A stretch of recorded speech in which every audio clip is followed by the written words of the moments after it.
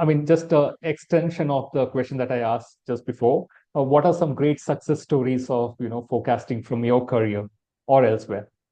Yeah, I was afraid of that question. The problem is that forecasting is a very thankless job, and I don't want to stop anybody from studying forecasting or doing forecasting. But it's the problem is every time you forecast something, reality will humiliate you, right? So Hmm. because every forecast is wrong, and the question just is it so wrong that people will start complaining, or will it be a little less wrong and people will be happy enough about it? I have one T-shirt. I have multiple T-shirts that I made myself for forecasting conferences that are all forecasting themed.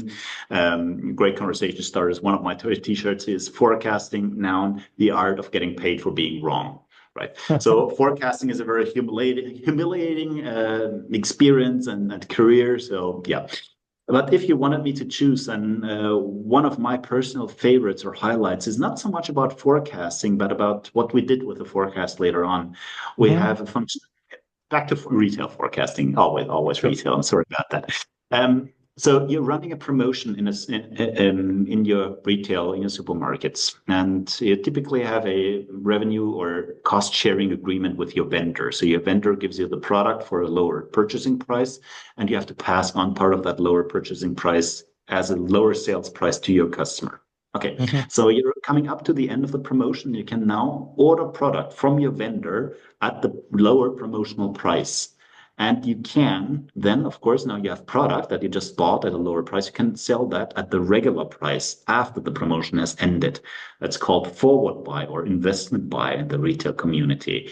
And of course, the vendors don't like it, but I mean, what are they going to do? They have a Yeah. contract. I'm going to sell this to you in this period for this price, and you have to sell it in that different period at a lower price as well. But they can't stop you from doing this forward buy. And we have one such functionality that, of course, relies crucially on the forecasts of the posts promotion demand, because you don't want to stock up so much that it clogs your DC or that it spoils or something. Hmm. Well, we have this functionality that allows you to do this forward buy right at the end of the promotion.